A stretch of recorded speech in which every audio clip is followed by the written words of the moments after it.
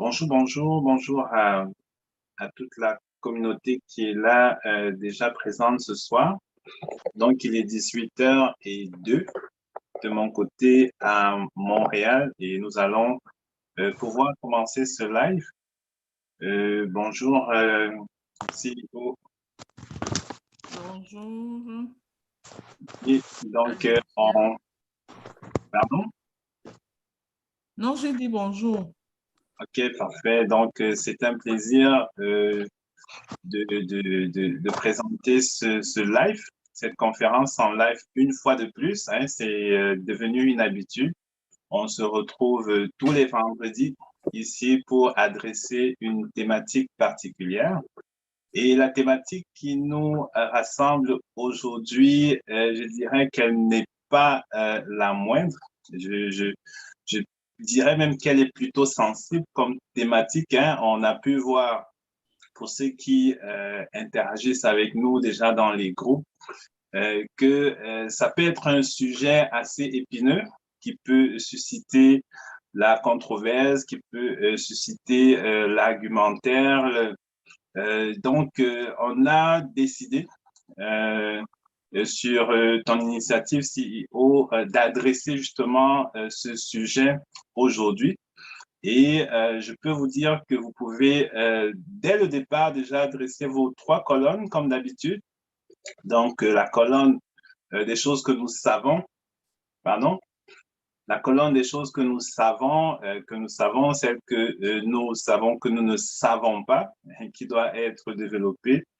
Et en fin de conférence, ce soir, certainement des choses qu'on ne savait pas, qu'on ne savait pas.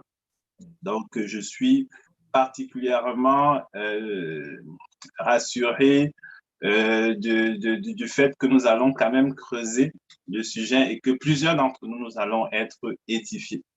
Alors, ce qui nous rassemble ce soir, juste pour poser un peu déjà le décor, c'est il n'y a pas de bonheur à être riche.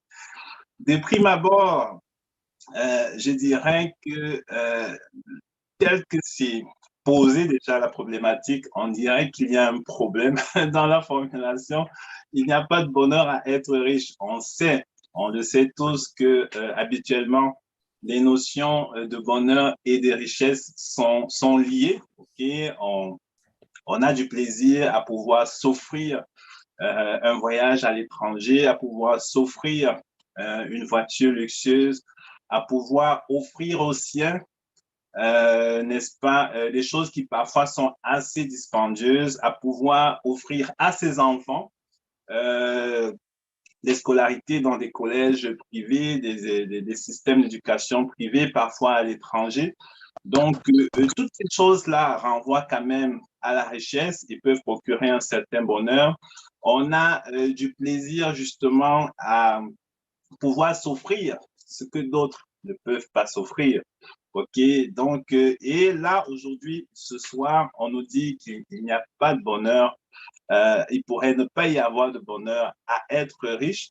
Et justement, je vais dire que à Kikemie, l'Académie Kikemie, notre vocation, hein, c'est quand même d'aider à la création de la richesse sur des générations. C'est notre vocation, c'est notre leitmotiv, on passe notre temps à le chanter à longueur de formation. Donc, alors on se retrouve ce soir en train d'adresser une thématique comme celle-ci, pour certains pourraient ne pas comprendre où est-ce qu'on est en train d'aller.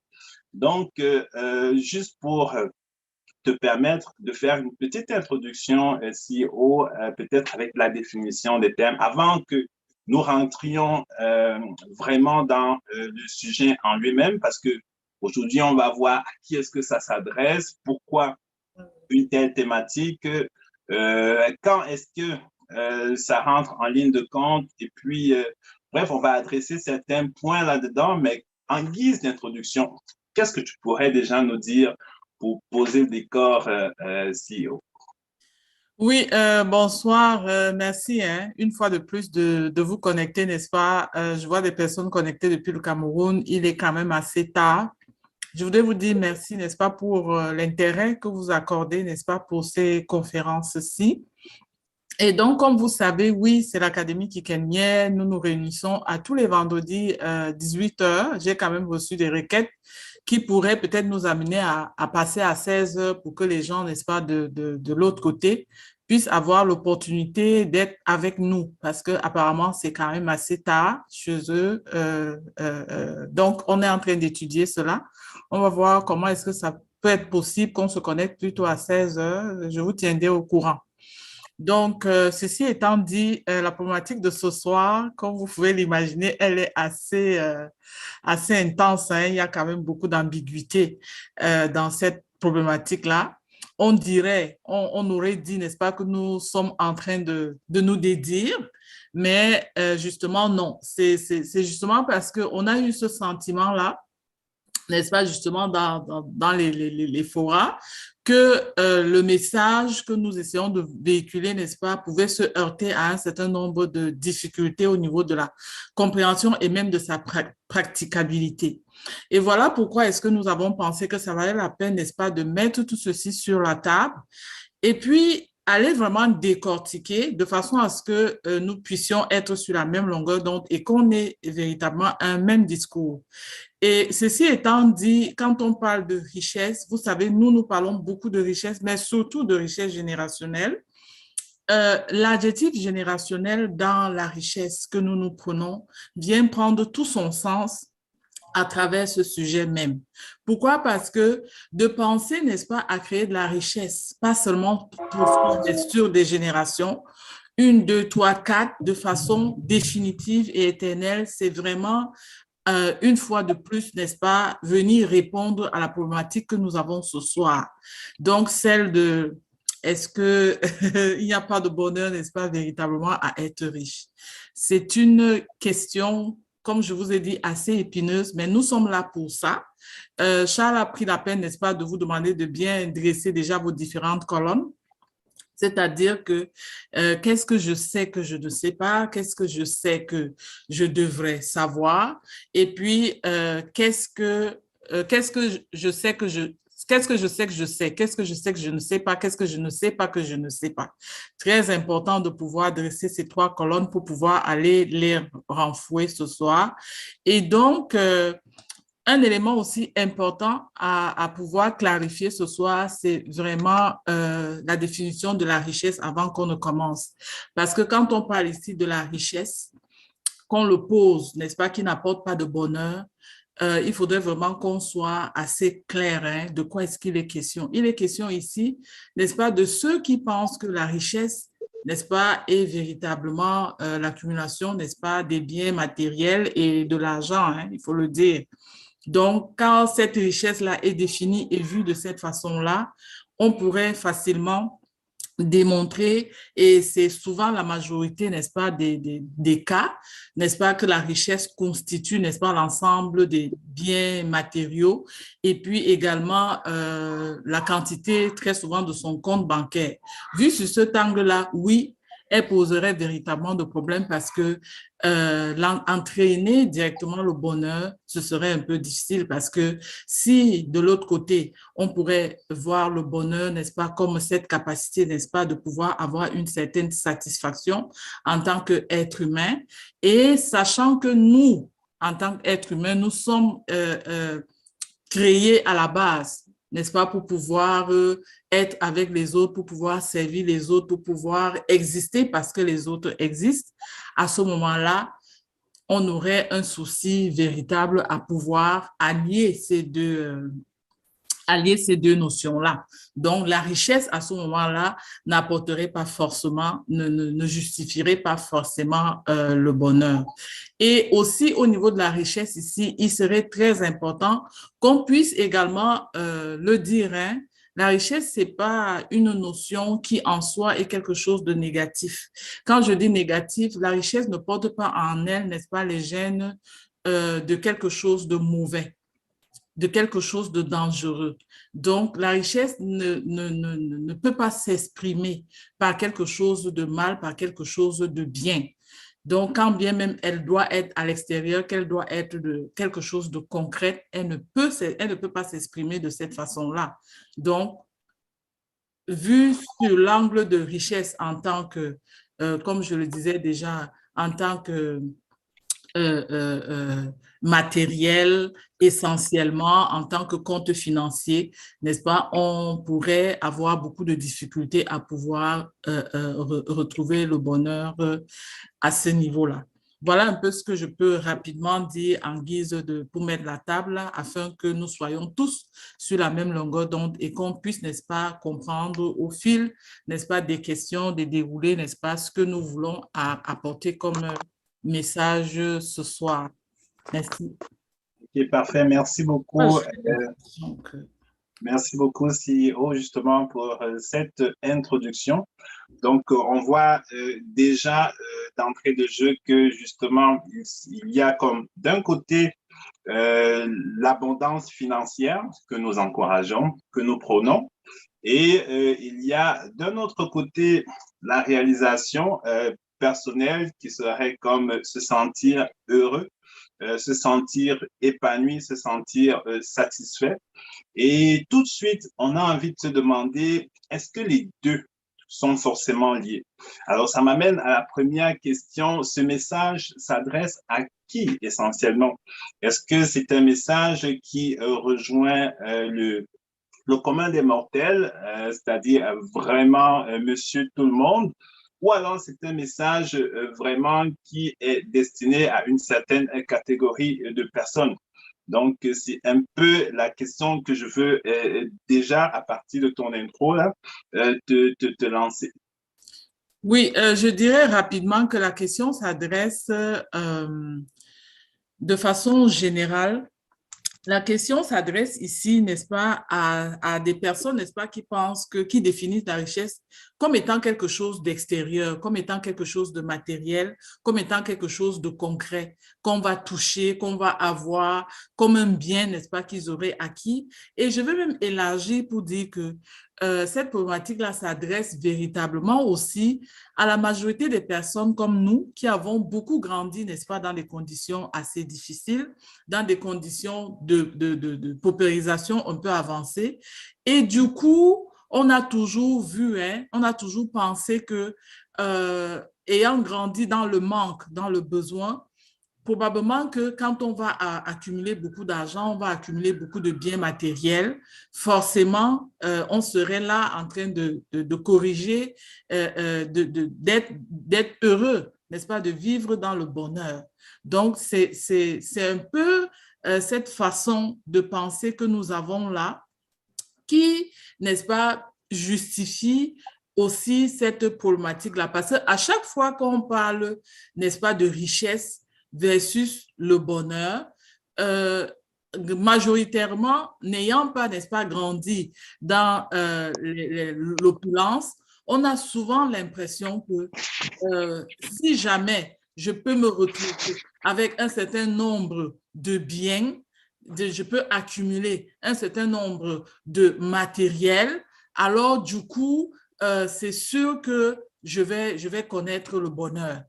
C'est un peu souvent la motivation que nous avons en tant qu'anciens, j'allais dire, en tant que des personnes qui n'avons pas connu, qui avons vraiment grandi dans le besoin, dans le manque, très souvent.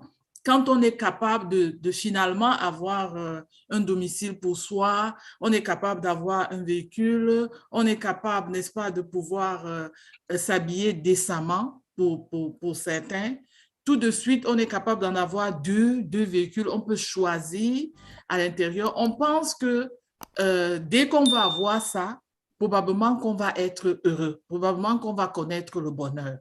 Donc, c'est souvent un peu le challenge là. C'est vraiment à cette catégorie de personnes-là que ce message-là s'adresse. Donc, je dirais en une phrase que à nous, la communauté qui avons souvent connu, n'est-ce pas, le manque, avons grandi dans des conditions souvent difficiles. Souvent, quand nous grandissons avec l'idée selon laquelle, dès qu'on va accumuler beaucoup de matériel, dès qu'on ne sera plus, on sera à l'abri du besoin, forcément, on sera heureux.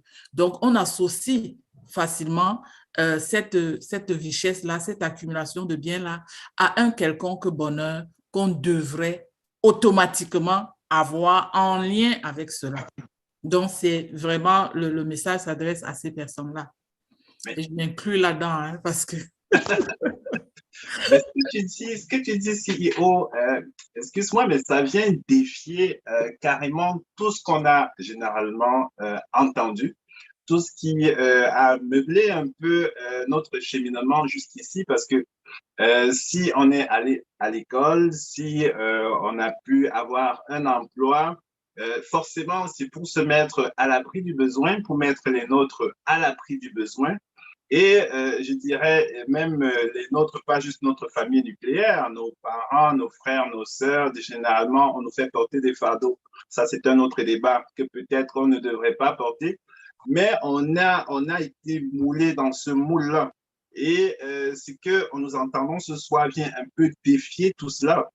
Et est-ce que certains pourraient ne pas se reconnaître là-dedans, se dire ce que le CEO est en train de dire aujourd'hui ne s'adresse pas forcément à moi parce que on se retrouve quand même dans une certaine satisfaction, je dirais, de pouvoir faire ces choses-là qui nous ont été inculquées. Si je suis capable de pouvoir prendre soin des miens, ça me procure une satisfaction.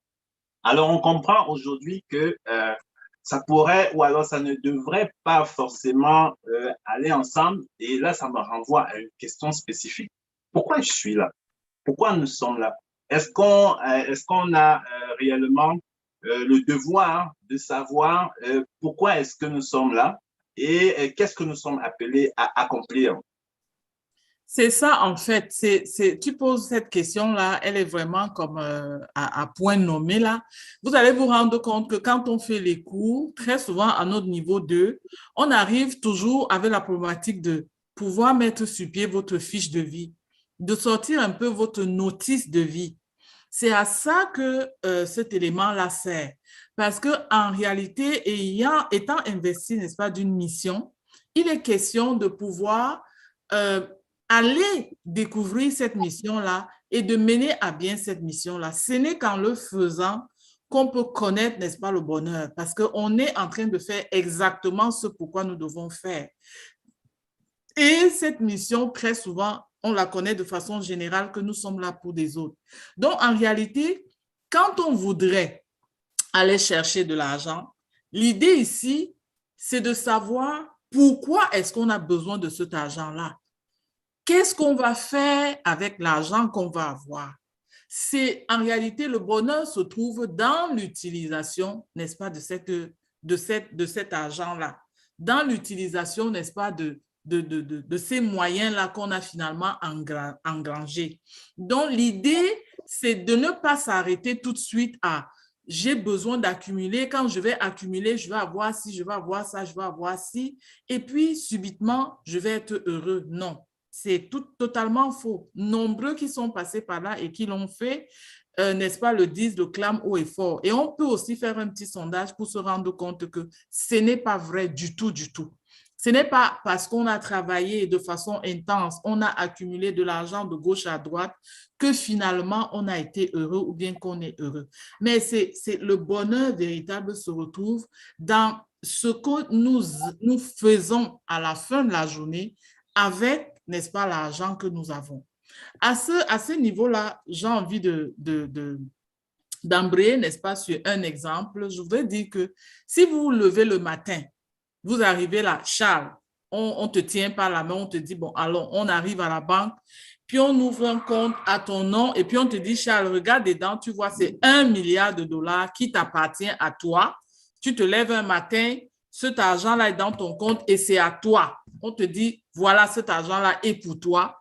C'est sûr que si le mois qui suit, écoute, si tu es encore normal, ta tête, tout fonctionne bien, si tu n'as pas piqué une crise, si tu n'es pas devenu fou, c'est parce que quelque part, probablement que peut-être que tu avais une fiche que tu avais déjà sortie, que tu étais préparé par rapport à cela et que là, c'est arrivé et maintenant, tu vas t'en servir. Mais sinon, le choc est tellement grand que à l'instant T, là, si vraiment rien n'est fait, c'est parce que tu peux te retrouver très souvent, et puis ça se justifie, mais avec des personnes qui gagnent au loto. Qu'est-ce qui fait qu'à peine il a gagné le loto, l'année qui suit, ça commence à aller dans tous les sens? Pourquoi? Parce que l'argent aussi a un certain pouvoir, on le connaît, on le dit et on l'enseigne. Donc, ça mérite quand même une bonne préparation pour finalement arriver à se dire, oui, j'ai cet argent-là, et de pouvoir rester maître de son argent et non le contraire. Donc, l'effet contraire, c'est que tant que l'argent, lui, il est extérieur à nous, tant que l'argent, c'est une notion qui est extérieure à nous, qui n'a rien à y voir avec le spirituel, qui n'est pas un argent qui est sorti de l'intérieur pour arriver vers l'extérieur, on a cette problématique-là. C'est qu'on a la difficulté de pouvoir être maître de cet argent. Et quand c'est l'argent qui devient notre maître, c'est à ce moment-là que nous parlons d'absence complète de bonheur. Parce qu'il n'y a vraiment plus de bonheur à pouvoir avoir autant d'argent et de pouvoir se faire tirer par le bout du nez par cet argent-là. Et il y a beaucoup d'actes qu'on peut associer à cela. Beaucoup, beaucoup, beaucoup. Vous n'avez qu'à voir des personnes qui ont l'argent de façon facile, de façon subite, de façon incontrôlée, de façon pour voir comment est-ce qu'ils agissent en lien avec ça. Et à ce moment-là, l'argent devient un élément, n'est-ce pas, dangereux. On peut même, ça devient un gros handicap, n'est-ce pas, par rapport à notre bonheur. Ça devient problématique. Donc, à la base de la base, l'argent est une notion, n'est-ce pas, que nous devons, nous préparer pour pouvoir avoir et s'assurer, n'est-ce pas, que c'est une notion, que cet argent-là nous vient de l'intérieur. C'est-à-dire que la richesse, ça me permet aussi de clarifier quelque chose qui est aussi souvent flou auprès des étudiants, c'est qu'on parle beaucoup de richesse, et puis finalement, ils vont vous dire, oh non, il est pauvre. Moi, je pense que c'est même une pauvreté mentale et tout et tout. Non, en matière de richesse, il n'y a que des formes de richesse. C'est-à-dire qu'on peut avoir la richesse, elle est une, mais elle se présente sous deux formes. Une forme intérieure, parce qu'elle vient de l'intérieur, et quand elle sort à l'extérieur, elle devient, n'est-ce pas, sous la forme externe, que tout le monde est capable d'apprécier et voir à travers, n'est-ce pas, les actes et tout ce qu'on est capable de faire. Et donc, venant de cette façon-là, c'est une richesse qui est contrôlée et c'est une richesse que nous mettons librement au service, n'est-ce pas, des autres, au service, n'est-ce pas, des personnes ou alors de la mission pour laquelle, n'est-ce pas, nous sommes faits, de la mission, n'est-ce pas, qui nous a été assignée à la base.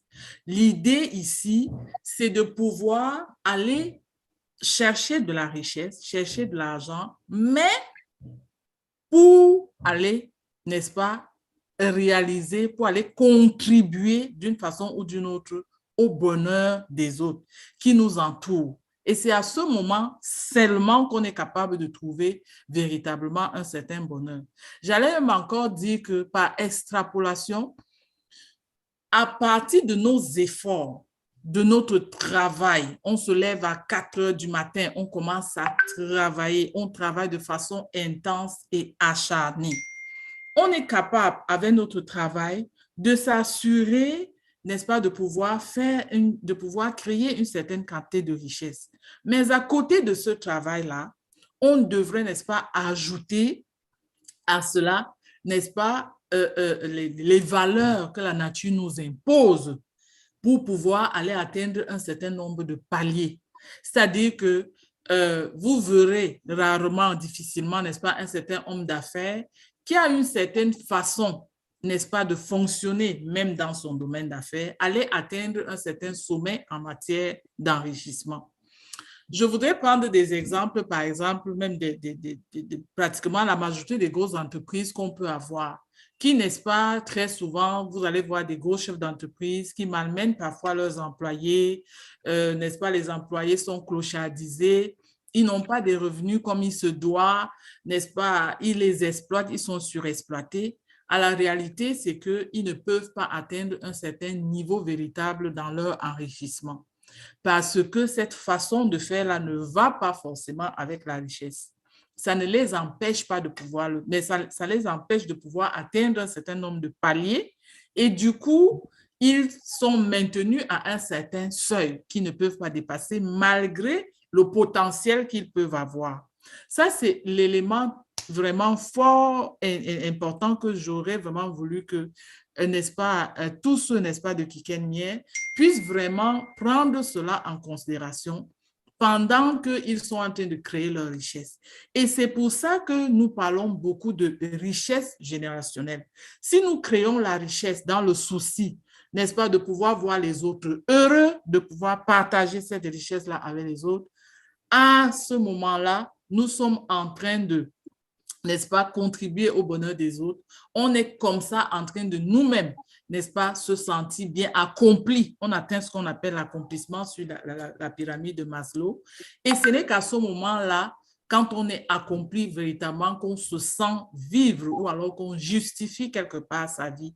Et ce n'est qu'à ce moment-là qu'on est vraiment satisfait, content, heureux, n'est-ce pas, de ce que nous sommes en train de faire.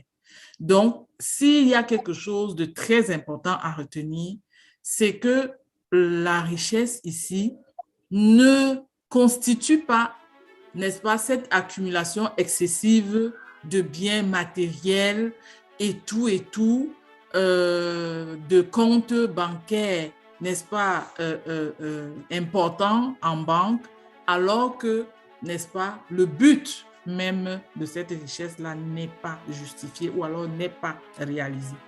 À ce moment-là, ça devient plutôt un handicap pour nous. Je pense que j'ai trop parlé là.